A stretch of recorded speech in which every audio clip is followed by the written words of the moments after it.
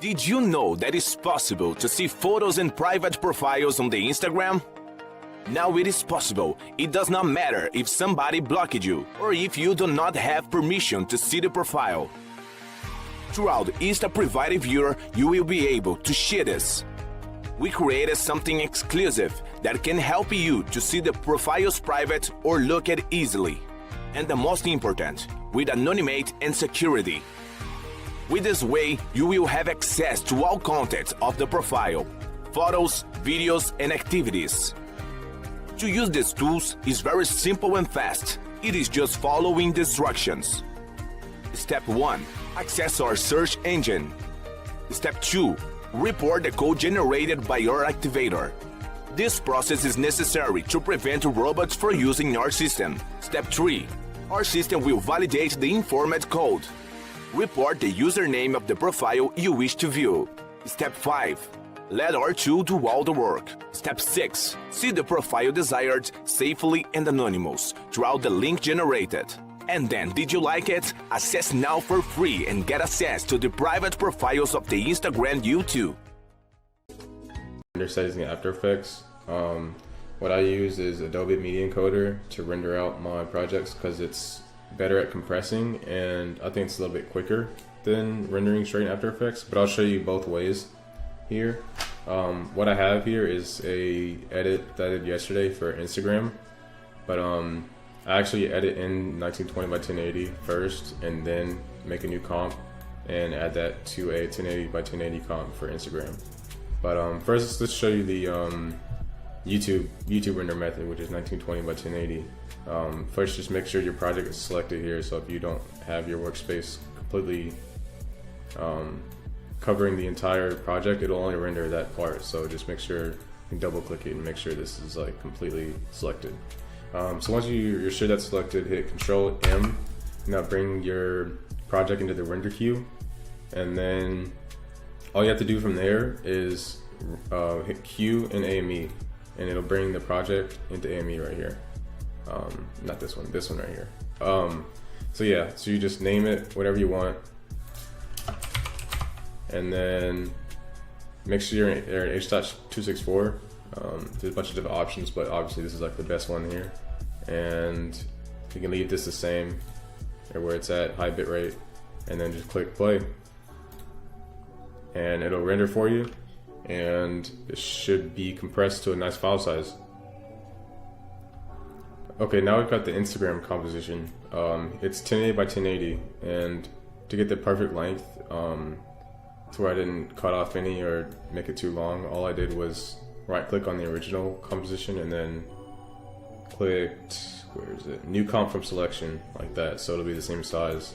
And then you just have to change the settings to 1080 by 1080 like that. Uncheck lock aspect ratio to do that.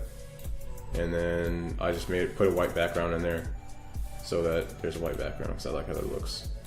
But yeah, it's the same thing after that. You just hit Control M and then Q and AME, and it pops in there. And then name it what you want. Make sure H.264. You click play, and it's that easy. That's why I like using AME, because there's not much you have to do at all to get a nice high quality render without big file size. So the next way that I used to do, but I don't really recommend anymore, is I used to render it out in After Effects. Well, it's not terrible, it's just the file size comes out really big. But let me just show you how to do that if this is like your only option. So you hit Control M like normal, but then you want to change your output module to QuickTime. Okay, and that'll do MP4 format for you, and then you name it what you want, and then you hit render. But what I'm gonna do is hit caps lock, so when I click render, it doesn't do a preview while it's rendering, because that uses up a lot of CPU. So if you want it to go a little faster, hit caps lock and leave it on. So yeah, let that render, and then I'll be right back to you. Okay, so I went ahead and rendered out the YouTube version, 1920 by 1080, and the Instagram version, so I can show you guys how to handbrake both of those. So once you have handbrake opened up, you just want to click open single file, and then go to, let's do the YouTube one first. I think it's this one, yep. And then it'll import the project you selected. And first thing you want to do is look into the first tab, which is picture, and make sure these are all on 0. So if these are on 0, click custom and then change it to 0. And then make sure your video is in the size that you want. I'm doing 1920 by 1080. And then next go to video. And I do 60 frames per second, but that's just me, so just match the frame rate that you had. Then I click constant frame rate. And then here's the important part, is the compression. So this number right here, the lower it is, the less it's going to compress it, the higher the quality is going to be. So this way means it's going to compress it a lot, but the quality is going to be not as good. So I usually go around 10. Somewhere around there is good because it gives you high quality and it compresses it a good amount. And then once you have that set up, you should be good to go. Just go ahead and name the file what you want. Pick the spot that you want. So let's just name it maybe YouTube. Okay. Click save and then click start encode. And that's pretty much it. Okay, so now that one's done, I'm going to go ahead and add the Instagram version. So let's click open source and pick the other file. Here it is. Alright, so this one, just make sure it's 1080 by 1080 because it's Instagram. Same thing, 000. Video, 6 frames per second, 10, same thing, should be good. And name it what you want. Like Instagram, I usually put HB at the end for handbrake, and start encode.